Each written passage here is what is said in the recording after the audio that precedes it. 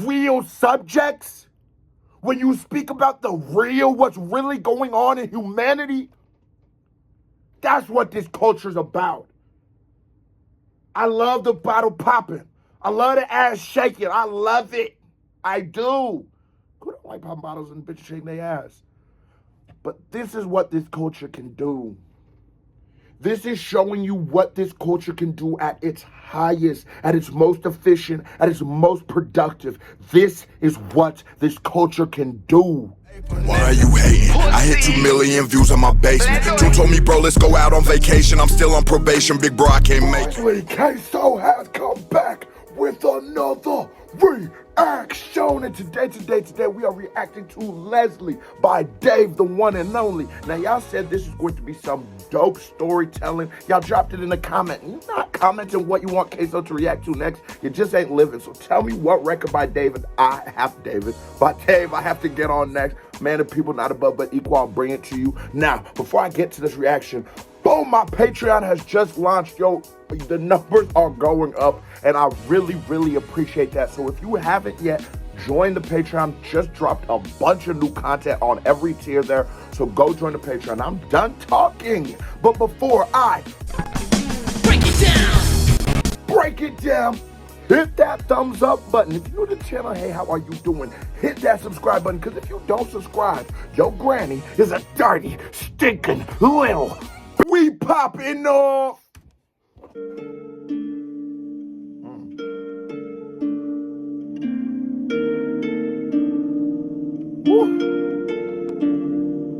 Look, I love Dave's beat selection too. I just gotta real quick get that out. I love his beat selection. I love that real live instrumentation he uses. Like sometimes he will use like the 808s, no synthetic drum sounds, but man, the just organic sounds, organic music. Like a lot of the, I guess, Western artists, I guess they'd be considered, a lot of American artists they stray away from live instrumentation. It's like, that's what music's supposed to sound like. You'll never beat the real, you know what I'm saying? It's just like a singer without auto-tunes opposed to a singer with auto-tunes. I'd rather choose the previous. They say the universe, it works in a strange way. Look, they say the universe, it works in a strange way. And it must be true because we ain't from the same background or same place. But me and Lesley ended up on that same train. I'm talking every day. I used to wake up around 7 or 8 to catch the 906 on Norbury Station. 2 different worlds in the same location. I love the 906. Like, sometimes that's such a fire delivery, because what's cousin doing it, Dave's showing you like, was it the 906? Yeah, the 906. Like you're listening to him think it out. Dave writes his songs like movies. Dave writes his songs like good poetry, where the delivery is so fire. It's like a play almost, you know what I'm saying? It's just, he's so good at writing in a way where it's like, it's not just the comedies are very different. Stylistically is very different than a lot of rappers, but to me, he's my favorite rapper right now, no cap. One day we ended up speaking, and I would talk about college, she would talk about meetings, and how she's planning on leaving, how she hates what she does but she needs it. I asked her what she would do when it's the weekend, and she said, I don't know myself, I don't know myself. Oh. She used to be the light. Hold on. This nigga is raw, bro. Because, like, so he's telling this story, and I love that this is a much different story than, was it My Ex-Girlfriend or whatever the joint we react to, where he's talking about his girl. Now he's talking about his homie, Lesley, and I would talk about college, she would talk about meetings, like NA meetings, like she an addict, but we come from different backgrounds. Jamal said, oh my God, is this Dave? Jamal wanted some Dave, I ain't gonna lie. But I love that. I love the dynamics. I love how he does such a good job speaking to social standings, speaking to from different perspectives of life, because, bro, not everybody the same. Not all of us have the same struggles, and it shows how amazing of a person, how deep of a person it is to relate to somebody. The greatest gift you could ever give somebody is empathy, trying to understand why they are the way they are. And Dave provides a lot of empathy for a lot of different dynamics, a lot of different pockets of life. Dave, let's get this. She said, I don't know myself. You know about that, Jamal? She used to be the life of the party for true. Now she going out hardly ever. Her man got her in the yard forever. And her friends wanna help, but it's hard to tell her. Hard to let her know that her man's possessive and aggressive. And she can't even see it, but for them it's clear as day. She's in a situation. Her friend Hannah had a man that was manipulative. So she could see it from a mile off. Turtleneck jumpers, makeup around the eye spots. All the signs were there. But Lesley made it seem a light affair. Said it wasn't right to share. Her boyfriend, he was a mystery man. Didn't know much about him, but he's been in a can. Name's Jason. He's a bad boy with no reasoning. To be honest, I don't know what Les sees in him, cause she's a good girl with a sweetheart. But Yo, and Dave is now he's speaking strictly from the perspective of, well, not necessarily just the perspective of Lesley, but the perspective of people seeing those interactions. And one of the bars that he said to me that was such a standout, was so beautiful, was so real, was she used to be the life of the party. Because a lot of those times, like, growing up, you know, we was going to parties, and sometimes you would see the motherfucker go to the bathroom and do that, or the person who would have all the drugs, or the person who would have all the liquor, or the person who would have all that. And at the time, that motherfucker was cracking. Was cracking, but literally was cracking on the inside, was breaking, and we thought it was just, yo, you super turned. But a lot of the people that I see now that I grew up with, because there's a lot of motherfuckers that I grew up with that are straight drug addicts now, we used to think it was cute, and then it passed that stage of cute because, like, some of us were able to stop and some of us wasn't. And I've done drugs, I ain't gonna lie to you, but I love that Dave is doing this, and Dave is speaking from a non-judgmental aspect. There's a lot of people in this world that struggle with addiction, and the problem is those who don't struggle with addiction look at it as just if you don't get your bitch ass somewhere else, stop doing that motherfucking shit. But nah, these niggas is really, it's a thing. Like in their mind, they really believe that they need this substance, and for some substances physically, they will have withdrawals. So I just love that.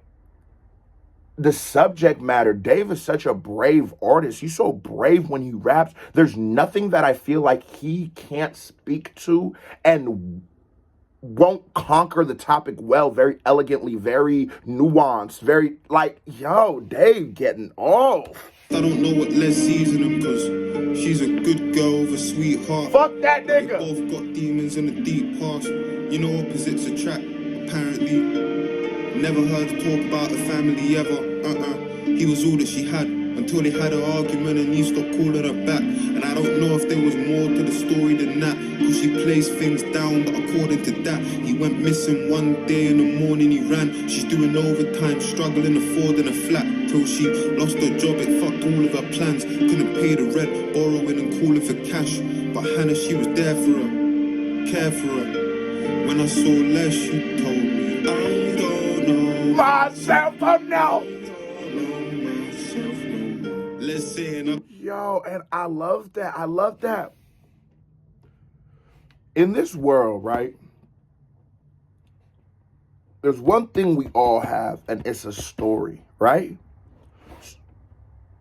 When you see somebody outside that's homeless, when you see the crackhead outside in the hood that washes the windows, shout out to the crackheads in the hood that wash out the windows, remember that they weren't born that way. Remember that they didn't come out their mama like that. There's a story there. And I love that Dave is taking the time to tell Lesley's story. And even if Lesley isn't a direct person, and maybe Lesley is a metaphor for somebody, or he's pulling from different parts of someone, of people he knows, I love that how he's going about the story. It's step by step by step. This is what here. So she used to be the life of the party. That got a little out of hand, but she had a nigga. And a nigga was very controlling, and he was clearly a tweaker too. And all of these things are leading up to what will now be the downfall of Les. Somebody get this nigga Dave a fucking KBD award, because I don't know if artists are taking this much love and care into their records no more. I don't know if artists are taking that time to really write meaningful, deep records. Now, there is some, but it's just not as it used to be. Dave is from that old school cloth. Dave is from that cloth of really loving the art form. And I also believe Dave loves humanity. And sometimes with street niggas, like, we don't realize that we love the world. It wasn't until recently I realized how much I love the world, because we struggle with humanity, because a lot of things that make us human, emotions, caring, in the streets, we look at that as weakness, and being weak can get you killed. So we twist our mind and manipulate our mind into ways that I don't give a fuck about this crackhead. I don't give a fuck about nobody. Come get these drugs, get the fuck out, wash my window. But it's like, it's okay to get your window washed by a crackhead. Everybody got to eat. This is capitalism. But Dave is such a dynamic thinker, such a deep thinker. That's like, yo, this man is like, what, my age? Like, he a young bull, and he still has that. That nigga's a young OG.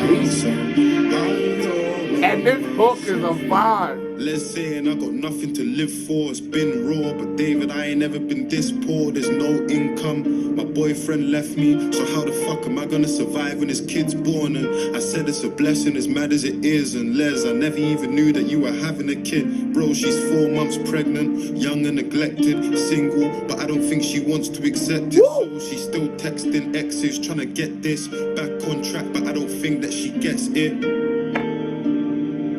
It's emotional obsession, clinical depression. Life is a lesson. Fuck that shit.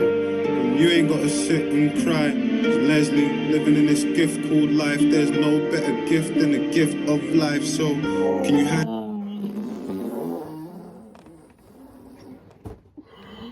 Oh my God, cause in this gift of life, there was no thing better than the gift of life.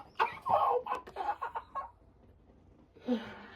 Dave is one of the dopest, because, bro, not only is the message good, not only is the flows good, is the storytelling good, but the rapping is so clever. The wordplay is so there. I see why y'all fuck with this record. I see why y'all fuck with Dave. This gift called life, there's no better gift than the gift of life. So, can you handle it? I don't know myself. What you know about myself, no. But I changed her perspective. Late in December, her baby's expected to drop. She's accepted, excited, electric, pumped. Only got to wait a few months. Heard Hannah had lunch. Told her she's pregnant. And they're the closest of brethren, so she didn't stunt to tell her. I think that it's an error. You ain't a mum for a day, you're a mum forever. Whatever. And you and Jason break up whenever. If I'm honest, there's something you should have done together. She doesn't know that her and Jason going out again, and Jason doesn't know that Leslie's carrying a child for them. She had daydreams of settling down with Jason. Better, cause now they're together, it's wild. Feeling like she needs to call her friends and tell them, cause wow, she's letting them down, but most of them are never around. She calls Hannah the next day. And now the story get real. The story's getting real because he gave you the story of Lesley. He gave you, and now he's speaking to the byproducts of all of the decisions she was making. And that is the thing. While we do, and we should have empathy for people, there is still this thing called accountability for our actions. And yes, if you are an addict and you go rob a bank, Jamal, back the fuck up. If you are an addict and you go rob a bank, you're still going to go to jail. And Lesley hasn't done that, but she is, now she's pregnant. Now, during the addiction, she wasn't necessarily there for her friends, and goddamn something. Jamal, get the fuck up out of here, bro. What the fuck's wrong with you? She wasn't necessarily the best of friend during that toxic relationship. And now she doesn't really have friends, but she still always has that continuance of Hannah. And Hannah is such an important part to this story because Hannah is Lesley's she's her structure. She's the metaphor for her structure. And whether Lesley knows it, but Hannah is the only thing that is keeping her sane, because she is she's the constant of her life.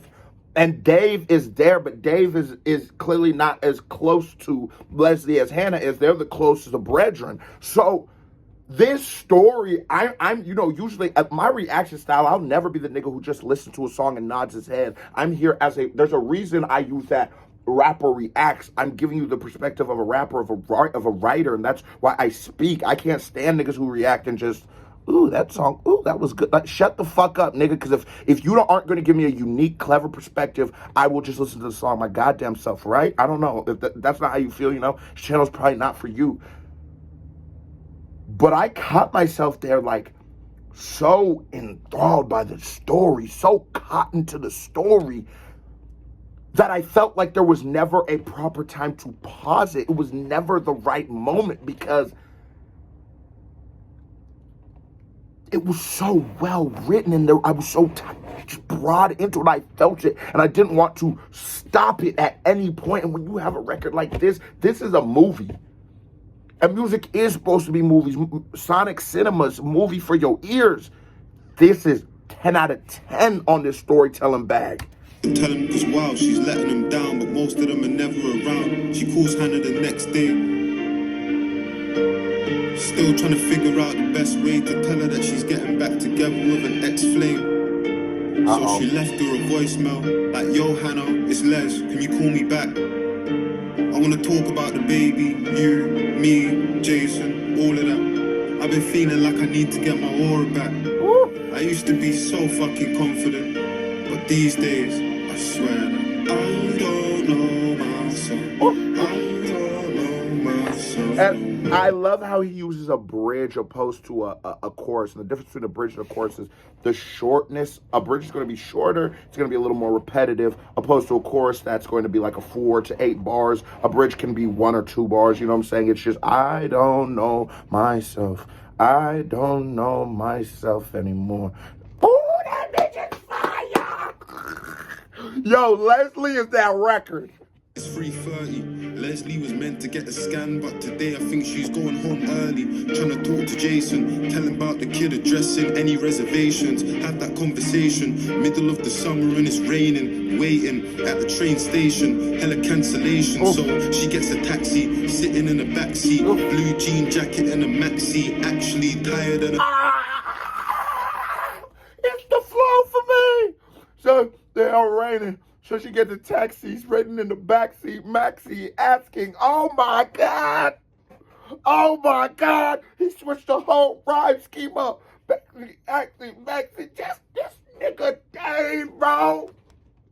My hood, this nigga Dave, bro. We talk about great lyricists, we talk about Kendrick. Dave is better than Kendrick. I'm sorry, y'all.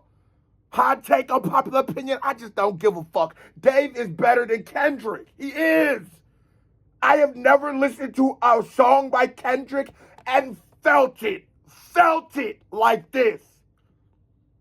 I feel that bitch right here. No, I feel that bitch everywhere in my soul, in my spirit.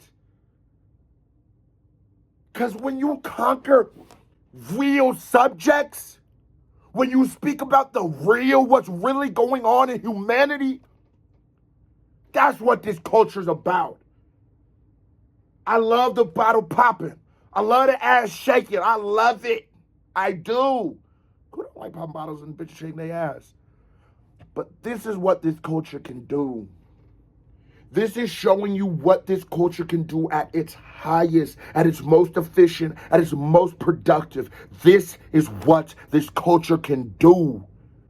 Fuck yeah, man. Straight up. Sitting in the backseat, blue jean jacket and a maxi. Actually tired and her legs are aching. Touch the destination, way faster than a cab driver's estimation. Okay. She put the key in the door. She couldn't believe what she see on the floor. Some size 5 trainers, raging, tears in her eyes, but it's cool, cause they must be the neighbors. And Jason's in the bedroom, fully naked. Lesley running up the stairs, but she's making noise. And she can hear Jason's voice saying hide in the closet, but he's made his choice, so she bursts in, saying what kind of person would cheat on his pregnant girlfriend, Jason? Saying what the fuck, you're pregnant, what the fuck? You ain't even gonna tell me, I mean what the fuck? What do you want from us? Nah, you ain't in love, you just wanna love. Lesley telling Jason, I don't wanna love. I don't wanna you and I don't wanna us. And also, I don't wanna talk loads. One more line before I dash like Morse code. Open the wardrobe. Jason's on the edge.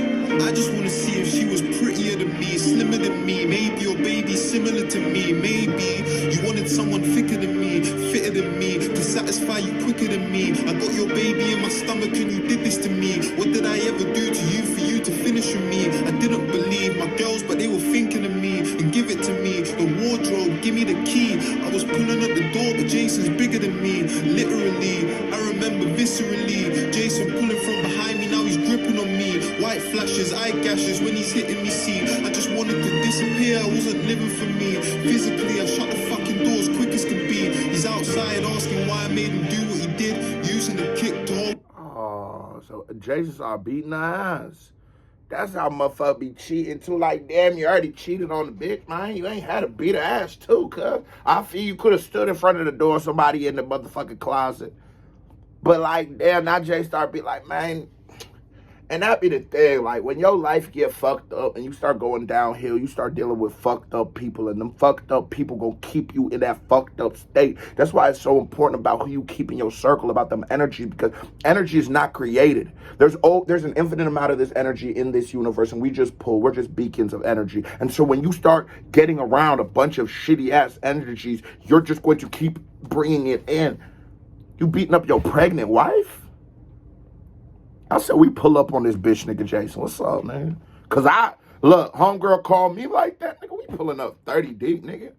And we finna take turns beating on that nigga. You ever had one of them ass whoopers on a nigga on the where you just, everybody take a turn, all right? You get 5 minutes, and then sometimes when you like the third and you biting your lip, you like, okay, I see he weak on the left side. I'm gonna come in on the left side.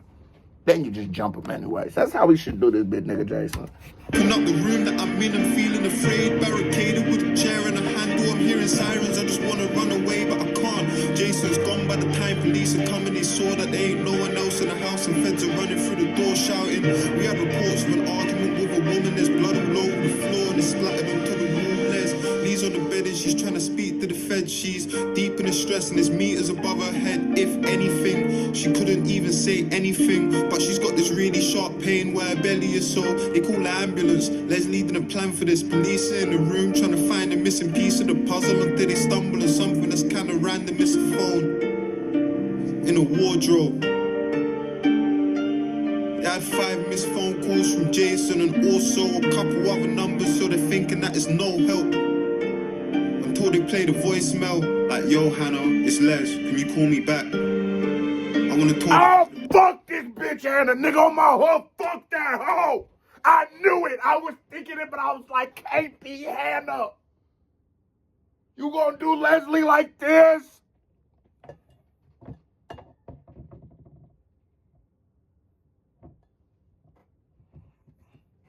You can't trust these motherfucking hoes. You can't trust. Oh, I hate that bitch. That's when I would have called the homegirls up. Hey, 30 deep too. We need a. What up? Oh, like, yo Hannah, it's Les, can you call me back? I wanna talk about the baby, you, me, Jason, all of that. I've been feeling like I need to get my aura back. I used to be so fucking confident, but these days, I swear that I don't know myself. I don't know myself. She felt sick to her stomach, she started panicking, mind rattling, trying to understand what Hannah did, battling the shame for the situation, embarrassing, she's trying to fathom it, betrayed by her own garrison. Meanwhile, she's on the deck trying to manage this, piercing pain in her stomach, she couldn't handle it. and now she's waiting for an ambulance. And I know she's strong, but when I heard about what happened, I was overshocked. Her nose was gone, her jawline shattered and rot. They said her baby was the reason she was holding on. She's dozing off, doctors getting no response. Her heart rate slowing down and they don't know what's wrong. Picked her up, got her out the home and onto the stretcher for good measure, but she's fading out. She took damage to the brain and now she's in a coma as we speak, but I ain't sure if she can make it out. You see, this time that I'm taking out to tell you the story, it's more than a song or track. It's a message to a woman with a toxic man. I'm begging you to get support if you're lost or trapped. I understand that I can never understand, and I ain't saying that it's easy, but it must be right. Some of your sisters, aunties, mums and wives are fucked inside and they won't ever touch on why. I'm touched cause I've seen women that I loved or like cry a little red tear for a bloodshot eye. This shit's awful. No matter woman I like her cry bloodshot tear. His picture painting is so immaculate. I'm still mad about him. I ain't gonna lie to you on my head. I had to go get my little puppy mind, make me feel a little better. This is why we have Jamal here, my nigga. But the picture painting on this story is, on this record is just so amazing. I love how he's using this next part as a, like I said, like it's a metaphor. Lesley could just be a metaphor, but it's about these toxic relationships, and it happens too much in this world. Like, yo, I know girls who niggas be beating the shit out of them. I know girls who niggas be beating the shit out of them. I've gone and beat the shit out of a nigga for beating up his bitch, and then they end up right back together. Now she done blocked me off of shit and all that, and I'm not hurt about you blocking me. I understand, but I don't understand, like Dave said. I understand, but I become more scared for you. I become more worried. And then you see them and they be a little skinnier, you know, and they be a little more shaky, you know what I'm saying? And it's just like, man, this is a reality in this world that we deal with. But some of the conversations that Dave invokes are conversations I've never had on this channel so far. You know what I mean? And I thought I'd talk about everything, you know what I'm saying? Keep 100% of the time, but the music is so great. The music is so real. The music is such a reflection of society. And he doesn't hit society with just his paintbrush that this is just such a perfect, beautiful place. Nah, it's fucked up out here. But he's so realistic. Yeah, it's a beautiful world we live in. He still says shit like that. But it's fucked up out here, cuz. Nigga, I'll tell you. I just hope that any woman who's in a relationship like that, and let's talk about it. I know some niggas who get their ass whooped by their shorty too. That'd be a motherfucker. And on the other, when it happens to a man, I ain't gonna lie, we'll laugh at that nigga. What's wrong with your pussy ass? But it's a tricky situation because I've been slapped by a female before, and I'd be dumb confused. Because on the guys, my immediate reaction to physical pain would be to inflict physical pain. But it's a female, so I can't. So my first move is always get up out of there. And you know what I'm saying? So I understand, but like love is a weird thing. Like that needing of somebody and wanting somebody and wanting their affirmation. And maybe this time they ain't go, they gonna stop. Maybe this time they gonna stop because he only does this because he love me so much. And that shit sound like a Lifetime movie. But on the other, that shit real, bro. That shit very real. And I got to give praise to Dave for conquering subject matter like this on his records. This psychodrama album, which 2 songs off of it, but this motherfucker is a instant classic. I wish it happened in America, like, and that's no hate to the UK, but I wish this happened in America for Dave. I wish this record was an American artist. I wish Dave was an American artist because when we speak about hip hop, a man like this is supposed to be, he's supposed to be the voice of our generation. He's supposed to be the hottest nigga ever. We're supposed to put him in them lists with Cole, Kendrick, and Drake. We should be putting Dave in that motherfucker. But it's like, you know how Americans are. We never gonna get that love if it's not our shit. You ain't gonna have too many niggas like me that'll give it up. Like, no, what the fuck? By every metric of what makes a great artist, Dave conquers all of them. You're not gonna have too many niggas like me in the real hip-hop discussions. Because in the barber shops, they're not talking about Dave. In the hood, on the corner, on the block, when we talking about who the hottest out, niggas talking about niggas like Roddy Ricch. Talking about fucking Roddy Ricch when there's people like this that are literally making an impact, attempting to save the world through music. Man, this is it's a travesty that Dave is not in every top 5 list. And I don't literally mean I wish he was from America, like, because I would like it anymore. No, but it's just so those discussions of hip hop we can put Dave in. But I guess at the end of the day, we're not the end all be all discussions of hip hop. But those are the real discussions that's happening. I just wish we could put this man on the pedestal, put that man where he belongs in hip hop. For a nigga shit.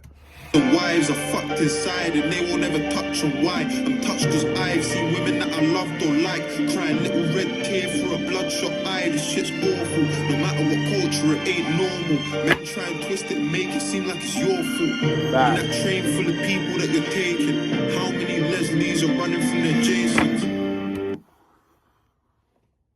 Real shit, man. Real shit. How many, like, when you look out in the world, man, and Lesley and Jason are both metaphors, which he did so beautiful, some of the best metaphors I've heard, but how many people are going through some real shit every day? You in the stove.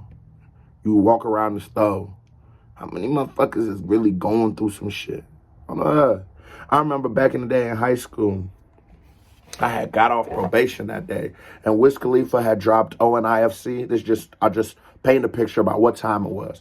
And I ain't had no car, so I was taking the bus. I got expelled from my high school, so I was taking my bus to the expulsion high school. And I remember I was sitting at that bus stop, and I had snuck off to go smoke. I missed my bus, and so there was like nobody really there. It was me and this one girl, and she had like it was like a scar right here. And she said it was a cat. I was like, what happened to your face? You know, just like that. Younger, you're more innocent. You sort of stupid. You won't be knowing when to shut the fuck up and mind your business. But I said, what happened to your face? And I never forget. She said it was a cat. And I go, okay. And I sit there. I'm a little younger. Like, you know what I'm saying? Niggas been tapped in for a long time. I hopped off the porch very young, so I knew she was lying. But I said, okay, you know, ain't none of my business. She ain't even supposed to talk to me about this. I'm really high right now. That's probably the only reason I asked. And out of nowhere, the big go, he loves me. I know he loves me. And I was like, damn, that sounds like a Lifetime movie. And she's like, he really loves me. It's just, he's crazy, got anger issues. And me and this woman spoke. I did not go to school that day. I swear to God, I did not go to school that day. I sat at that bus stop downtown, the Gold's Building. If you ever in the Gold's Building, we sat there right in the depot. We watched people come and people go. And me and this woman spoke. At 15 years old, she probably like late mid-20s, probably closer to my age right now. We spoke, and we just talked and talked and talked. And after we spoke that long, she said, I can't believe, she said, I'm gonna talk to him about what we talked about. And I said, man, she didn't get the point. But who am I? Who am I to judge? And I took that bus, took the 52 back to my neighborhood, went home. But I'll never forget that day, because that was the first day I ever seen something like that. I ever seen like a domestic relationship and the byproducts of it. And like I speak to a lot, like I grew up on What's Love Got to Do with It. I grew up on Pimp Sub Hoes Down. My perspective on women has been skewed for so long. I still call women bitches and hoes, even when I try not to. Like it's just in me. But that was one of those formative days in Queso's history as a man that like, I felt like, yo, this is somebody's baby. How could somebody do that to them? That's somebody's baby. And like, when we look around and we see these Leslies and we see these Jasons, and if you are a Jason and you have a Lesley, never forget that's somebody's babyhood. Like I'm not even, if at this moment you hear me and you stop, I'm not even mad at you. You did what you did. But if you change, because phone them, that's somebody's baby, bro. Like, and it sounds like, you know, go treat people how you want to be treated and shit like that, but like, real nigga shit, nobody should ever have to go through what Leslie's going through. Nobody should be pregnant, recovering addict, abusive relationship, cheating, but cheating with the best friend. We all cheated before in the hood. I'm probably not gonna stop it. You know what I'm saying? I ain't gonna beat your ass. damn, like, bro, some of the places my mind go when I listen to Dave, that's why I love him, because he makes me feel. And that's what music is about. He makes me feel, man.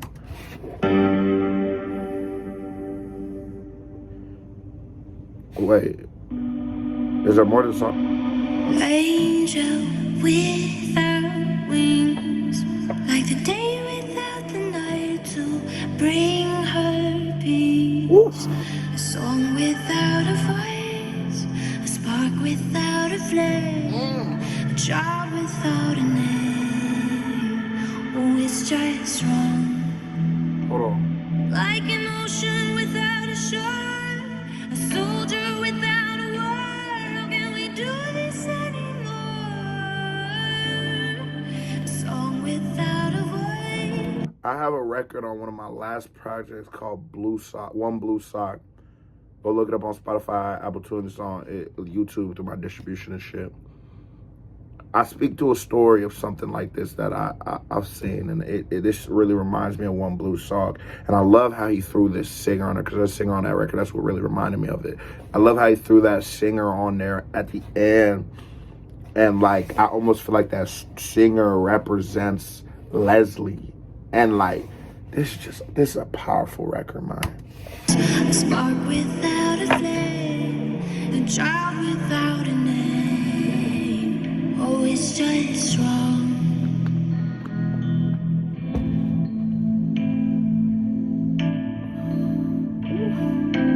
It's a powerful record, man. It's a powerful joint right here, man. I ain't gonna lie to you. Not too often do I get an 11-minute song, and I just, it deserves. We've made a massive amount of progress in this last year, haven't we? Feels like a long journey. And I must say, it's been a pleasure to watch you mature and grow in thought and in your career and life. You've opened up immensely. I'd be lying if I said I wouldn't miss these sessions. But you know, you can never stop learning about yourself. So you're always welcome. I'm just happy you're at a place now where you feel you understand your emotions and are in control. Dave, you motherfucking lying. Dave, you a motherfucker, because I'm literally writing an album right now, and I wasn't even gonna tell you, but it's crazy because I spoke to my Discord that Dave influenced this album I'm writing, but I didn't even realize where that skit of the counselor, that is the theme of my next project because of what I dealt with these counselors.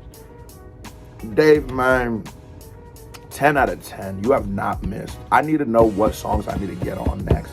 That was a certified vibe. Check. Now here comes another reaction by me right here. Bing. Music video by me right here. Bing. Click on it. Show me some love. KBD family, I love y'all. If you watch this video this long and you ain't hit that thumbs up button, hit that thumbs up button for Lesley. My dogs, KBD fam. Oh, and join the fucking Patreon. Right here in that little square. Click on it. You'll go to the Patreon. KBD family, love y'all. Salute. I'm out.